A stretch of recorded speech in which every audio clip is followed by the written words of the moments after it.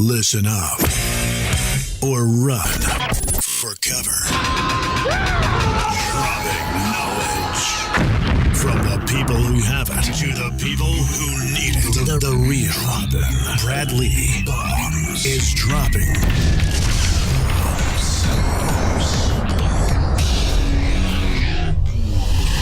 what it is. Brad Lee back again with another episode of Dropping Bombs. Today in the studio, I've got a real treat, folks. I've got Patricia Fripp. Now, she's known as the presentation skills expert. And not only is she known that by most of her peers and colleagues, but she's also known that worldwide. You've been helping people for, 25 years? Yes, I've been speaking for well over 30 years, delivered more than 3,000 presentations on 5 continents. And of course, now my focus is helping other people be powerful, persuasive presenters. Yes, and you do it quite well. I know that you've given me a few tips as you've been in here creating your virtual training system, which, again, I if you guys are listening, well, you're listening, obviously, but here's what I always tell people about Ms. Fripp's course. Like, because you mainly are teaching people who are going on stage and they're wanting to be persuaders and presenters in a professional fashion, so they have the confidence and they know the right words and how to create the story. But every salesperson on earth, every entrepreneur on earth, in my opinion, every employee on earth that faces a customer should go through your content. I agree. And of course, we have 2 courses just focused specifically on sales presentations, what you say, what you don't say, and why you say it that way. Yeah, so I want to get into that. But sometimes, like I'll say, for example, hey, Patricia taught me, and she says, Brad, never tell people I trained you because it'll ruin my reputation. Yes. Which true. I think is hilarious because she doesn't want to take credit for the way I speak because it's horrendous. In fact, she said, you tell them. You said, all right. When I first came in to consider doing business with Lightspeed yes. to design my online course, I was talking to the sales professional, and he said, oh, the president's going to come in and meet you. And you walked in, Brad, in your wonderful suit. And it was amazing. I couldn't believe the president is going to come to talk to me. Seeing you as you often are now with ripped jeans, I'm sure they're expensive ripped jeans, yes. and needing the Brad Pitt needing a shave look. I know it's modern, but I don't think I would have done business with you. Now, see, that's what I want to drill into. Yeah. Because there's a lot of entrepreneurs, young sales professionals out in the world. And nowadays, you see the Gary V's, you see all these people blowing up and successful. They're wearing the ripped jeans. They're wearing the... Okay, look, I'm not knocking success. Certainly, if you've done it in your own way, that's absolutely fine. Well, but I didn't. See, I used to wear the suits until I reached a certain level. So the lesson I'm trying to teach people is it would have cost me your business if I were acting this yes. way in the past. Yes. Now, I remember years ago when women first came into sales, there was a very successful speaker who had been outrageously successful in sales, and she had long, blonde, loose hair. And she said, I've made it so I can wear my hair this way. You're starting out, don't do it. Yeah, because you want... So certainly the rules do change. Being British and being of a certain age, it's makes a difference. Yeah, absolutely. But for example, I work a lot with sales teams, systems engineers who are the techies who go demonstrate the technology, and the salespeople. And I teach people specificity builds credibility. You have to be specific. So, for example, Brad, we all know the word I don't like is stuff. That's rubbish and debris. Don't talk about my content or expertise as stuff. The question I ask my clients more than any other, if it weren't a thing, what would it be? For example, twice a year, I work with 120 engineers, all in Zoom, getting ready for their big customer conferences. And one brilliant engineer said there are 2 things people love about. And I said, if they weren't things, what would they be? He said, innovative upgrades. I said, there are billions of people in the world. What people love your innovative upgrades? He said, systems administrators. So understand the difference with the quality of how valuable your words sound if you say there are 2 innovative upgrades that systems administrators love. And that is important because at their conferences, they had customers from 71 countries. English is not the first language. So unless you're clear and specific and precise, even if people speak English, certainly they're going to be more confused if they don't. It devalues the impact of what you're selling. So with one of these clients, I was helping the sales teams and the engineers, and I was making them be very precise. And one of the engineers said, but Patricia, our customers, we're working with the tech teams, they speak the way we do. And at that moment, a brand new Frippicism fell flawlessly from my lips. And I said, there are better ways to make an emotional connection with your customers and prospects than model their bad behavior and sloppy language. Because if any company, and all the companies I work with, proclaim and market that they are the best in their industry, then how they speak about their products and services and offerings and brands has to be better even than their customers. That's a bomb-worthy drop. Yes! There you go. Now listen, here's the question, folks. If you're paying attention, she's saying basically choose words. There's better words to use, correct? Yes. And the difference between wordsmithing, let's say, or choosing a better, sequence of words would be the difference between having a deal and not having a deal in some cases. Yes. Because in some cases, if they don't build an emotional connection, they don't attach the value, you basically are running at the mouth, which most salespeople do. They just go up there and talk. They don't listen. They don't ask questions. They don't build value. And they're definitely not wordsmithing. What most companies do, Brad, is they will spend a fortune bringing their salespeople up to speed with how to manage your territory, our products and services, what we do, how we compare to our competition, and wise ones teach them what the competition would do to sell against them. But what drives me crazy, even though it's really good for business, is they don't spend enough time until they find me or somebody like me to take what they are saying and make it better than the competition. So, for example, to make an emotional connection, you need to use you-focused language more than I-focused language.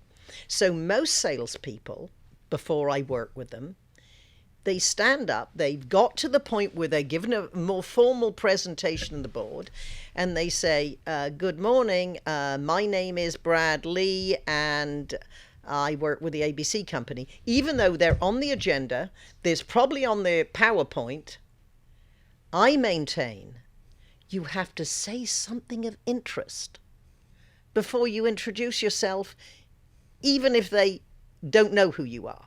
So I recommend all salespeople start their conversation and presentation with congratulations. Now, what does this company or this executive team or this engineering group, whoever you're talking to, what are they proud of? And it is amazing how easy it is to find this information. Now, it's even more helpful if you can say congratulations on something that isn't on their website. Like now they research. Immediately know that, one, you know who you're talking to. You've done your research. That you're not, and every presentation needs to say something to this group and this company that you didn't say yesterday. Now, when you're talking about your products or your services, it's going to be similar, perhaps. But one, start by talking to them. And then you might have talked to some of the committee or some of the board, but then say, in case we haven't had the pleasure of meeting, I'm Patricia Fripp, and in my role as your sales consultant. Now, understand, Brad, you haven't got the business yet. And what I like to ask audience is, do you rent cars? Yeah. Do you have them take them to the car wash before you take them back? No, it's not my car. That's the point. You don't look after what isn't yours. So it's very subtle. But as I'm your role as your sales consultant, you're probably, even though you don't realize it, going to be nicer to me because I'm yours, even though we're not doing business yet. See, nuggets. Then it's very important that we reorganize our sales conversations and presentations based on their interests, their opportunities, or the challenges. So, for example, what many companies do, because they don't know any better. Hi, my name is Bradley. Thank you for your time.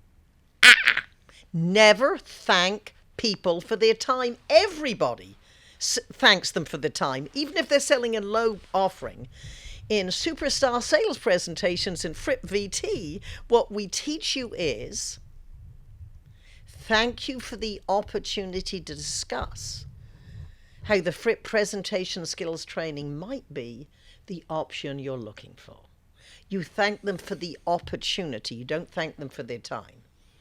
And then, so you organize your presentation, what you would probably say anyway, but it's designed around what their challenges, opportunities, or interests. Now, another very important part of all communications and being persuasive is telling stories. Because a lot of my clients say, Patricia, it's almost as if our prospects take seminars from people like you and your friends on how to resist our sales presentations.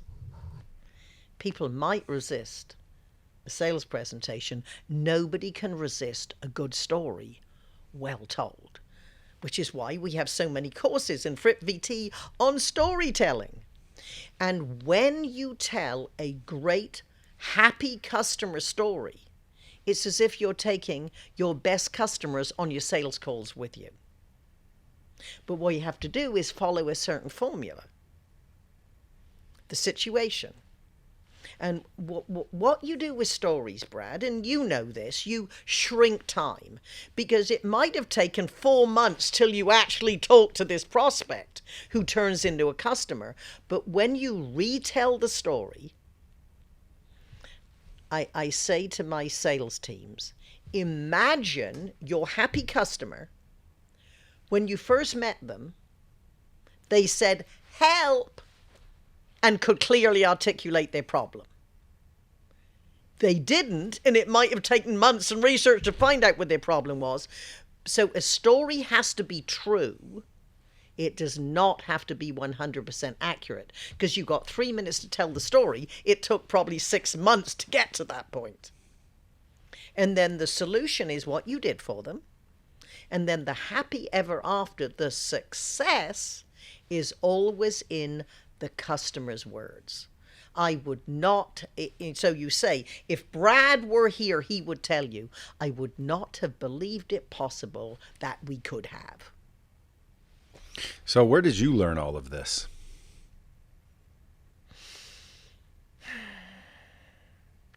It started out earlier in my career. I was San Francisco's number one men's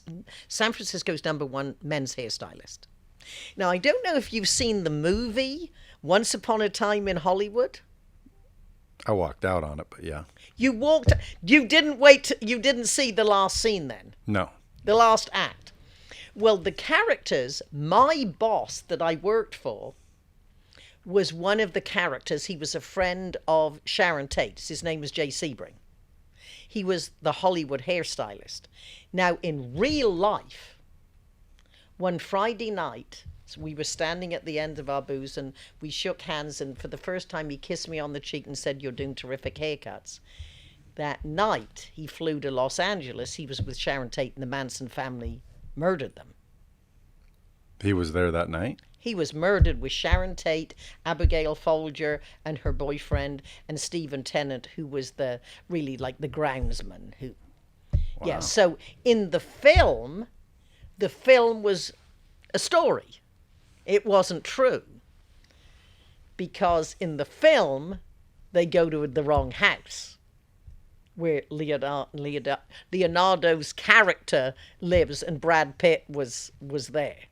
So in real life, my boss was murdered with Sharon Tate, but he was Hollywood's #1 hairstylist. So I would pick up the phone, it'd be Steve McQueen saying, "Hey, can Jay go racing tomorrow?" So I'd have to call all his clients and say, "I'm sorry, Mr. Sebring's been called out of town on business. Can I reschedule your appointment?" He was racing with Steve McQueen. Anyway, when Jay died, I didn't realize it would happen, but I became really the media personality for the salon. It was a new industry. Anyway, I digress. If you think of this, Brad, when I was a men's hairstylist in this very posh salon and then my own business in the financial district, I had 16 executives, up-and-coming salespeople sitting in my chair. As I often ask my audience, if you had a multimillionaire all to yourself for 45 minutes, what would you ask? Or a salesperson who made $200,000 a year in commissions in 1972? Or a trial lawyer who would explain his strategies for winning unprecedented awards? That was an average day for me before 10 o'clock in the morning when I was a men's hairstylist. So, of course, I learned so much from my clients. And then, I started speaking. In the early days, I was speaking about how to get, keep, and deserve customers, because that's what I did superbly well in my own business. And then over the years, taking screenwriting classes and working with great speech coaches, and some of my best friends are brilliant copywriters. And so it's really, when I help clients, it's 40 years of studying communication all inside me. And applied. And applied, which means you've tried it all. You saw what works, what doesn't work. And I've every time you work with a new company or new client, you're smarter and more valuable to the next ones. So anyway, I bet you've never been this quiet in an interview ever. So I'm now going to shut up and let you say something. No, it's good. That means you're dropping bombs. And not only that, I already know that you know what you're talking about. If I ever wanted to be a speaker, a professional speaker, I would have to listen to you. I don't really think I'm a speaker, as you can definitely attest. I think I just talk. And I think part of the reason people hire me and want me to talk is because of how I talk and how I kind of keep it simple. There's not a lot of corporations calling me. Matter of fact, someone called and said, "Hey, this company would like for you to call them about speaking." And this was like a real speaking gig. Yeah. And I'm like, okay. So I call them, and I felt almost like I was being auditioned. And they're like, "Well, how would you answer this question? And what would you talk about?" Welcome to my world. Yeah, I didn't like that world. I got to tell you. It's like I want to talk to people if they know who I am and they want to hear something I talk about. I'll go talk. But I'm not a speaker, obviously.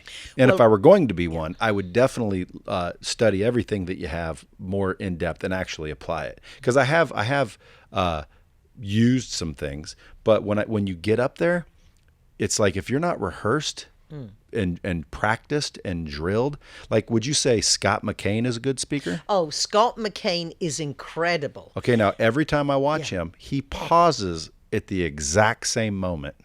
He literally will do the same speech every time. Now, for a professional speaker that gets paid to do that, it makes perfect sense. Why? Because if I saw you on stage and I want you to come do it at my event, I don't want to hear some variation. I want to hear exactly what you just said to that audience. Man, you got to talk to my audience. I want to hear that. But when you're that rehearsed, that means it's a craft, or as you would say, a craft. Yeah, and really, that was what surprised me early when I just went to see speakers. And I was taught, well, when people hire you, they want to hear what they come up and they say, we want our people to hear that. But what I would say, because now, there was a time, Brad, that I was one of the hot young speakers. I deliver 120 keynotes a year. But it's very unrealistic to think that you're going to be flavor of the month for 20 years with speakers bureaus, and I milked it to death. But the secret for me was I listen to my clients, and this is true for anybody in business. You listen to your customers and clients, and they would tell you what they want to pay for. See, folks, I've been saying that for years when it comes to sales. Like, too many salesmen just start talking about a product. They didn't ask any questions, and I say the customer will tell you what they value. The way I say it, the key to connection is conversation. The secret of conversation is to ask questions. But the quality of the information you receive depends on the quality of your questions. So it's very important. You're absolutely right. You have to listen to your clients. But I had a couple of turning points that really changed my career.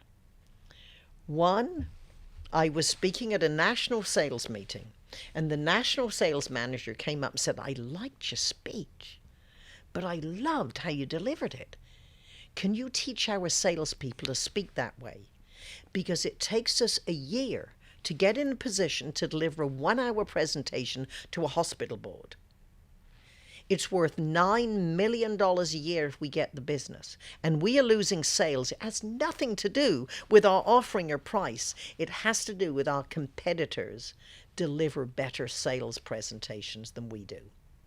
And little did I know that she had just given me the secret of always being in demand, even when I don't look quite as good on iMag. The second one, because I'd always worked with speech coaches and I loved talking about speaking to other speakers. And one day I was speaking for a personnel company close to home, 35 miles from my house. And I gave a speech, the president gave a speech, the president of the company, and then we had lunch. And she said to me, Patricia, do you do any speech coaching? I said, a little for some of my friends. And she said, I wish I was one of your friends.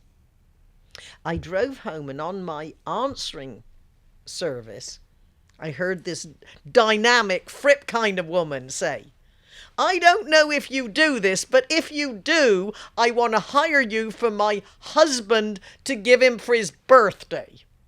And I think, well, I've jumped out of cakes before, I could do it again. And then she said, 7 of my salespeople came to your speaking school. My husband they raved, and my husband is a good speaker, but he has a really important presentation. If you do an executive coaching, I want to hire you. And I thought, God, twice in an hour, I got the message. And that was the day I officially put my shingle up. Yes, I'm an executive speech coach, and he was my first official client. But what is so good, Brad, is that my speech coaching clients, my executives and sales teams and working with engineers, once you have the client, it's ongoing. It's the same events every year. Most people, even if they love you, and I've had clients that hire me multiple times for keynotes, but they're not going to have the same keynote speaker every year. They do with a sales trainer or a speech coach. Sure they do. Yeah.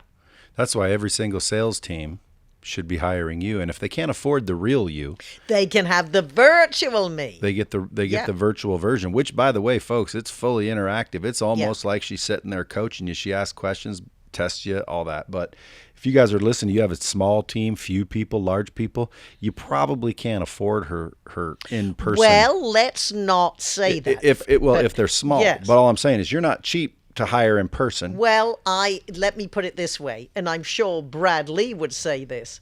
If your sales, one sale of more than 10,000, you can get a package of Fripp. So, for example, any company, even if it's only a team of 5 or 6, we always do an hour Zoom kickoff to help them with their presentations, show them around the system, so they can afford some version of Fripp. Well, they should. And and by the way, when I say it's expensive, I don't mean like, it's expensive for what it is. It's cheap for what it is, no matter what she charges, because of the ROI that you get from it. However, which is invaluable. But, to peel out some big money up front for a lot of individual coaching, might not be doable. And by the way, for a lot of you, it is doable. But for some of you that it is not doable because you just started or you have a smaller team and you're just getting rolling, there is the virtual version is all I'm saying, which is literally going to take your salespeople, your employees that engage with customers, and get them to a level of professionalism and to understand about what they're talking about. Think before you talk. I don't know how many times my dad used to tell me that. It just makes a lot of sense. A lot of times people will say that I'm very, very persuasive and convincing in sales. They don't realize that I've been doing it so long. And whether it's second nature now, I'm applying the same things minus the wordsmithing. I want to get the wordsmithing down. Well, I get away with you're stuff. applying the same principles. Yes, but I get away with stuff. Why? I don't know. Southern charm, I guess. I get away with things that a lot of people would not get away with. I would agree that. Yeah, but people keep asking me to do more talks. Like I have, I think 4 or 5 next month. Big ones. All right, 10,000 people in the audience. And when I walk out, everybody freaks out. And I think it's because of this and the torn jeans. It might well be. So let's look at what is one of the events, Brad. One of them is called Driven. Driven. To do with the car industry? Driven 3. No, it's kind of, it mainly, there's all kinds of people there, but realtors, financial planners, mortgage lenders. Okay, good. Perfect. So the people are driven. Driven to success. Yeah, you have to be driven. Good. Driven. And how long are you speaking? 1 hour. And what is the name of your presentation? I don't have one yet. Okay. All right. Well, every presentation, Brad, has a premise, a big idea or a central theme. So I ask my clients, and I'm asking you, if you had one sentence rather than an hour that represents what you're going to be saying, what would it be? One sentence. This year, because I've spoke there every year, they just keep asking me back. I don't know why. Okay, but there's got to be a big idea. The big idea I want to bring this time. You can be successful when? I want people to understand that success boils down to choices. Okay, that's your premise. Success, your success is based on your choices. That's Period. The premise. And that's the a fact. Central. Yeah, good. Wonderful. Now, if that's your premise, your talking points have to prove your premise. So every time you're delivering a chunk of content, then what I would recommend, the echo or your repetitive refrain, you repeat the premise. Your success depends on your choices. So that is an echo. It's a repetitive refrain. See, these are those professional things that you teach people, these where they do it the intentionally. Techniques. These are the techniques. They're not things. Techniques. They are techniques. Wonderful techniques.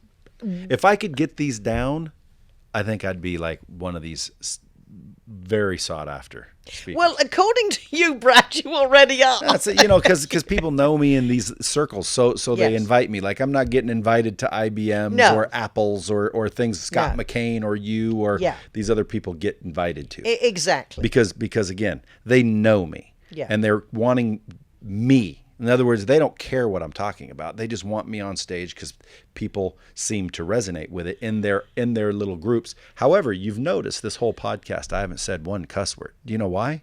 Number one, it's you, and I know you don't appreciate it. Number two, because I'm going to try my best to be done with profanity. Your audience would expand if you did. You can still be you. It would expand. Because there are times that, well, certainly in the corporate world that I live in, that it's very easy to offend people. And I don't think you should be so Mary Poppinsy that you don't get people's attention. But your message would be just as impactful without swear words. Indeed. And it would expand your market. I agree. And then people would also share the message. Sometimes they don't share it because it's got some F-bombs in there. Yeah. And then I realized one thing, You is had one realization. I had a realization. Yes. And the realization was simple. You're not going to be offended because I didn't use profanity, but you may be offended if I did. So therefore, the logical, common sense answer would be, then don't use profanity. Because you can't be offended that I didn't. No one's going to walk out and be like, I came here because he was going to use F-bombs and he didn't. I want my money back.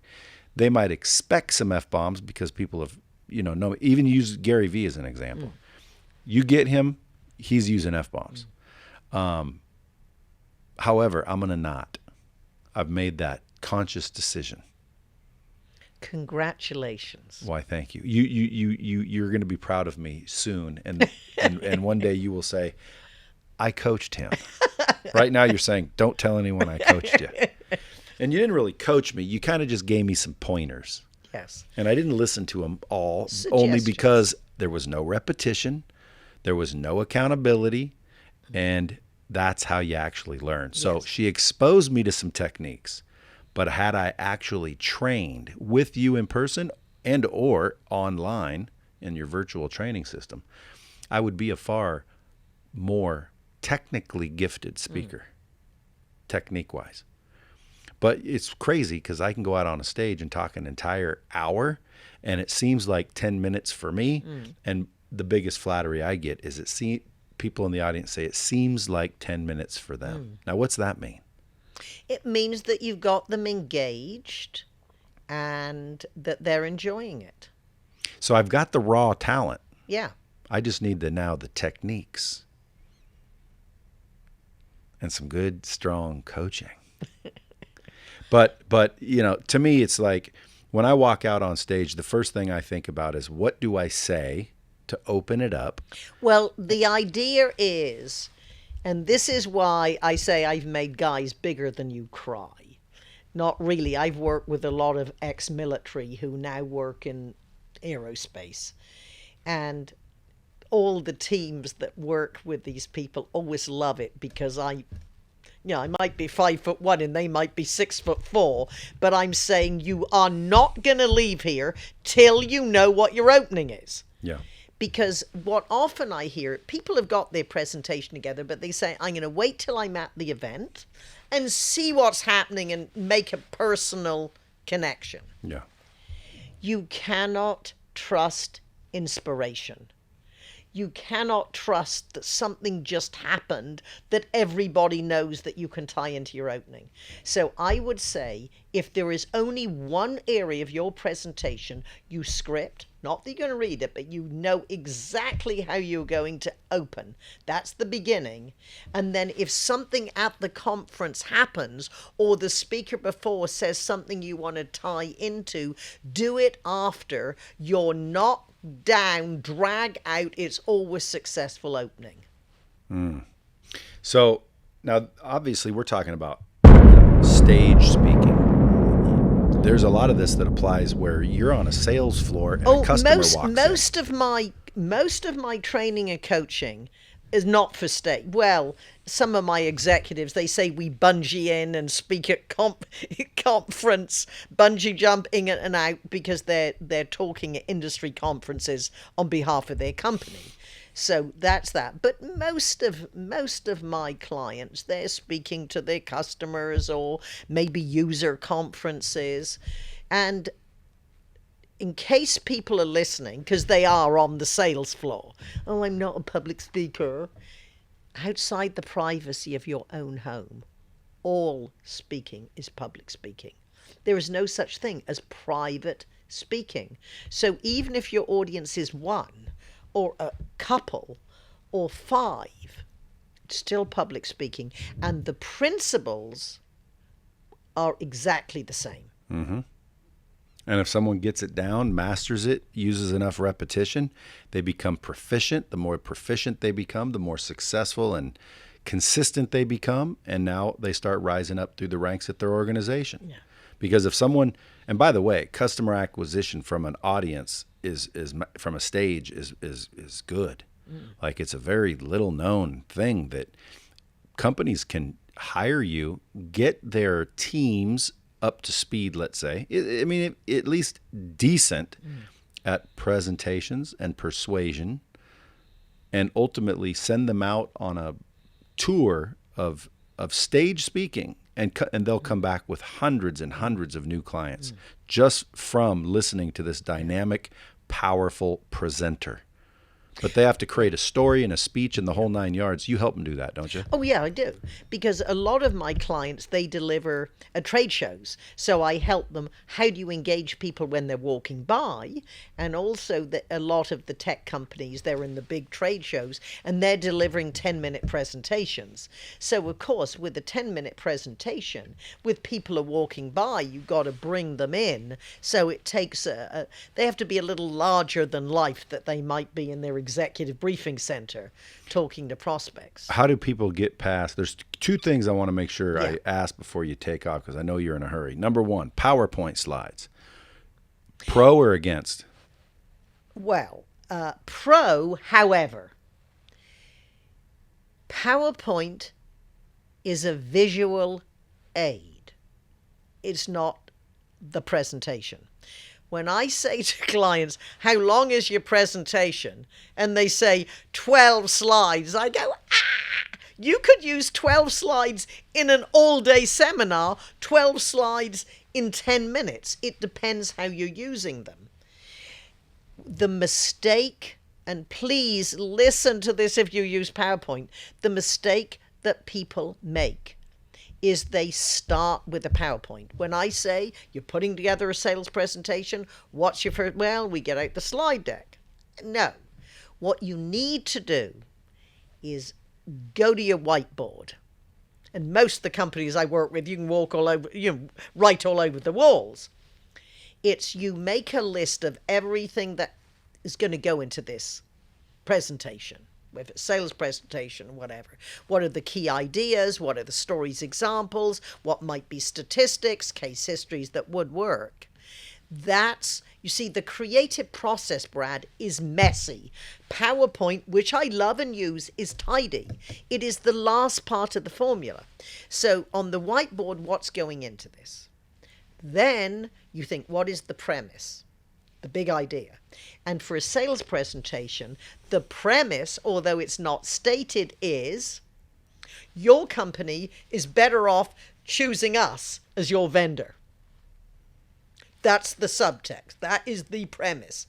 And all the talking points, and as you're looking at putting together the structure and all the supporting material, it has to prove your premise. So as you put it together, what good opening, closing, how can we personalize this? Then I would say, from an outline, talk through it with some of your sales team.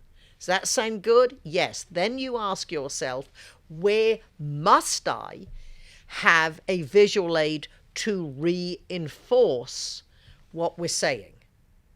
Most speakers, and some in the corporations, somebody else even puts the PowerPoint together, one that has no understanding of how to structure a presentation or doesn't know what's different about this particular client or prospect. Or there's too much writing. Exactly. So this, you see, if you start with the PowerPoint, you're using it as a scripting aid, not a visual aid. And my clients will say, well, this is a leave behind for people who weren't there. Yes, you need two versions. You want one with all the words. In fact, you'd probably be better off to write a white paper report and just show visuals that are important. But what you do to deliver from, because you are there, is to have talking points, not sentences. Yeah, I think the slides help me stay in direction. Yeah, slides are good. But the way I look at it, Brad, if you went without a slide deck, Which I've done many times. they'd love you. You could send the slides and not go. It wouldn't have the same impact. The speaker is the most important part of the presentation. The visual aid works for you. Many corporate speakers act as if they are working for the PowerPoint. And when we have personalities, we want people to look at us. So, for example, if I'm quoting somebody, and I want it to be in the PowerPoint. So, for example, I tell a story about somebody said, Patricia, what is the, this is great. He interviewed me for 30 minutes for a blog post. He said, this is fabulous. I've got at least enough content for 5 or 6 blog posts. But come on, tell me the secret. The number one secret of giving a powerful, persuasive presentation.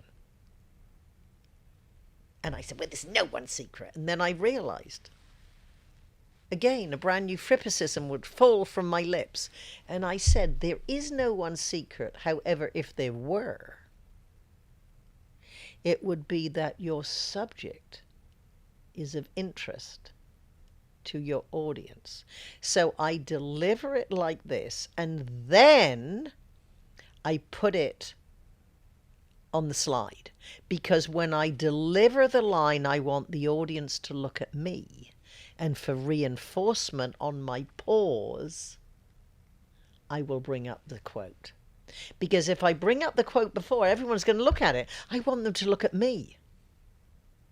Which brings up to another point. On your remote control, you can turn it off, or you hit your computer B for black and the screen goes black. I was working with a sales team at Microsoft, and I said, well, what have you learned? Your questions, comments, observations. And they said, the way you're using PowerPoint is so good. You turn it off when you want us to listen to you and talk with us. And I said, you're Microsoft. You invented this. You were supposed to be teaching me, not me teaching you. But bring the attention back to you by turning off the visuals. The remote I usually get, there's just a forward. I know, they are pathetic. They're awful. Well, I always take my own. I start, Brad, with, if the world were perfect, what would it look like? And then you learn to compromise. But when you control it. I also noticed that when they're being recorded for later sales or use, that when you have PowerPoints, the camera's not on you. Well, you see, it depends on the setup. See, a lot of the conferences, they will have the speaker is in iMag, and then they have screens each side. Mm-hmm. But I know if it's just going to be one or the other, the slide's up there, especially if they're 5,600 people, you look like an ant. No, I want them to see me or the speaker. Exactly. Now, here's another. Now, see, I did that just accidentally. Yeah. I'm like, no PowerPoints. They said, why? I said, so then I'm on the big screen. Exactly. Now, here's one. Most speakers think they're being dynamic if they're walking up and down the stage. Yeah, not true. Stand still. Well, what you do at the beginning, you stand still. How you stand at the beginning represents the stability of your ideas and the stability of the company you represent or your philosophy. At the beginning, people are getting used to your voice, so you're standing with authority. Now, I'm not saying don't move, but move on purpose. It's very obvious you mean to be moving when you're still looking at the audience. But when you get to what I would call a point of wisdom, you stand still. Wherever you are on the stage, you stand still. And that is the audience, I got to write this down.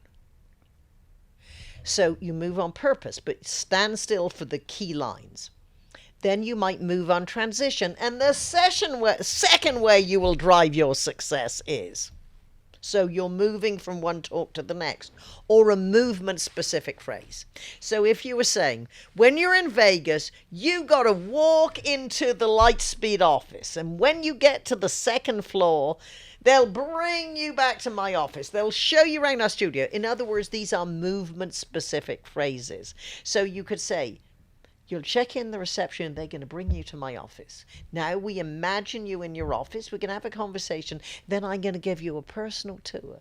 You're going to see the green rooms. You're going to see where we record dropping bombs. You're going to see where we have celebrities create the best content. So you see, you're moving around the office, but when you're in there saying this is where we're dropping bombs, you stand still because we're looking around this room. Now, is there a this is the past and this is No, the future? no. As the audience looks at you, if you look at me, put out what is your right hand. All right. As the audience is looking at you, that is the past. So when you say, when I first started in sales, you either gesture that way or walk that way if you're going to move. Yeah, so 5 years To ago. go, yes. And now Yes. I'm over here. That's So it. their right is the future. Their left is the past. No, as the audience is looking at It it, would be your their right right. is their left. Right. So It's how we read. right. So my right is the past. you Yes, said, as I am looking at it. and Yeah. the left is the future. Yeah. Their left is the past. Yes. And their right is the future. Well, yes, as they're sitting looking at you. Now, when you grew up in where, London? No, I grew up in a little town called Wimborne, Dorset. And I have one brother who is 1 year, 1 month, 2 He's days, famous. 12 and a half hours. He's famous too. Yes. Well, he's a lot more famous than his sister. His name is Robert Fripp. He played on David Bowie's Heroes. And he has a group called King Crimson. And right now they are touring. And they just arrived in Mexico City. This is King Crimson's 50th anniversary. Wow. I'm going to see them in Los Angeles and then the Bay Area, and then I will see them in Montreal. I just happen to be working there when they're in town. But yeah, King Crimson, if you're not familiar, look them up. They are fabulous. Just to be a proud sister, Rolling Stone magazine said my brother is the 42nd best guitarist in the history of the world, living or dead. Wow. Who's number one? Oh, I Hendrix? think Jimi Hendrix, yeah. Yeah, Hendrix or Joe Satriani? Well, now I've had lunch with Joe Satriani because brothers played with Joe, but Jimi Hendrix came up to my brother. It was the 7th performance of King Crimson at the Revolution Club in Mayfair, and my brother said in the break between sets, this luminous man in a white suit with his arm in a sling walked in. It was Jimi Hendrix, and he said, "Shake me by the left-hand man, it's closest to my heart." That's awesome. Now, you do know, if we have any Robert Fripp fans in my Fripp VT system, because my brother is a brilliant speaker, we have Robert Fripp VT. They can listen to 4 live presentations of my brother in my VT system. Wow. Yeah, for $25. It's magical. What do you mean $25? Is that all it is? $25 a month, but you could watch them all in a month, but usually people keep it longer. Yeah, you should raise that price. Ms. Fripp. Yeah, sure. Well, yeah. The last question, because you're running Yeah. out of time. I I know I have to go and Now, check see, in it for a seems like- mandatory. Seems like we were talking 10 minutes, doesn't it? I know. See how it works? Yeah. So the last one is telling stories. Yeah. I believe that the best storytellers will prevail as the most, let's say, entertaining speakers. Yes. And that's why we have a 2-hour course in Fripp VT on storytelling. And it's all storytelling. It's techniques, how to find them, how to perfect them. Well, that's the key right there, because Yes. here's the thing. Like, for example, I can tell people looking back, I can see exactly what I did right and wrong. Yeah. And hindsight's 20/20, and it's easy to say, here's what you need to do. Looking forward, people don't have the same benefit or advantage. So when I say for example, success boils down to choices. It's just a fact. It just is. Yeah, and it people is. don't understand. It's like, someone's in prison. Why am I here? You're in there because you made a bad choice. Or you made a series of them. Period. End of story. That's why you're there. When someone's sitting in a boardroom in charge of 10,000 employees, making billions of dollars, why am I here? 99% of the time, the choices that they made. That's why they're there. So if you really break it down to the simplest facts of life, if someone can just become a really good decision maker, their life will improve.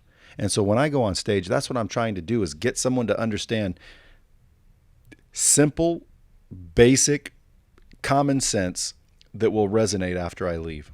Like, believe it or not, 10X. I said, brush your teeth. I can't tell you how many people still heard that. The whole conference was a buzz with brush your teeth. Of course, I said brush your effing teeth. Yeah, that was brush your teeth, and also look at your nails. If you're demonstrating or showing people around you got chewed fingernails or dirty fingernails, believe me, they won't buy whatever you're selling. Yeah, or then I heard that Navy guy saying, make your bed. Yes. In fact, my brother used to have a retreat where guitarists would come, and one guitarist said, how do I play my guitar faster? He said, make your bed. Because you have to be a tidy, logical thinker. Yeah, I mean, it's basics, but if you've got a messy room, dirty fingernails, and your breath is awful, you're never going to get to the next step. Yeah, I agree with that. So my question is, Yes. how do you find the story? Because I have a lot of good All right, stories. this Hold on, is- let me just say all this. right. I have a lot of good stories. I can think stories up the yin yang. I have stories like you can't believe. I have funny can stories. believe. I have funny stories, sad stories, all kinds of stories. But I always fail to find the lesson in the story. All right, well, this is my last answer, and perhaps we want to have another show another time that is only about finding and perfecting your stories. Indeed we do. Because this is this is time to conclude. You and there's a whole course in Fripp VT on this called Mine the Treasure Trove of Your Life. All stories are in your life. So you need to do a once upon a time technique, start at the beginning and do a timeline and what were the lessons learned and the influences, etc. And then what you might do is this is what I would highly recommend you do. You've got all these dynamic young people in here who work with you. And how about once a week, for anyone who wants, you have a brown bag lunch in the conference room and you tell them some of your stories. You tell a story and then you stop and say, what does that mean to you? What do you think the point of the story is? And you have your own workshop here. And with that... Great idea. See, folks, if you guys aren't already following Patricia Fripp, I would go follow her. You can find her at, by the way, Fripp VT. I'm sure you probably already want to know about that. $25, learn how to be a powerful presenter. Oh, no. That's for my brother's Robert Fripp VT. I was going to say, no, wow. well, the Fripp VT is, for the first month, is $297 and then $29 a month for as long as they like. That's for an individual. What about a business? For a business, you're going to talk to me. The more people you have, the different the price, obviously. But to put this in a context, a year of Fripp VT is less than 1 hour of personal coaching. So all my personal coaching clients, I say, look, you got to go through Fripp VT first to get you up to speed. Thank you. Yeah. That's very wise. And by the way, does that help? Yeah. Incredibly. Like Yeah. you don't need to repeat it all now. Yeah. So you can find that at Fripp VT, FRIPP as in virtualtraining.com. Fripp VT, you can find that. You've got an Instagram, I'm sure. Instagram is Fripp VT. Fripp VT. VT is my Instagram. LinkedIn, certainly Twitter. Folks, go follow her, buy her books, tag her, Bomb Squad, #Bomb Squad, hit her up in the DMs. You're familiar with DMs? Yeah. All right, good. So you're savvy. Yeah.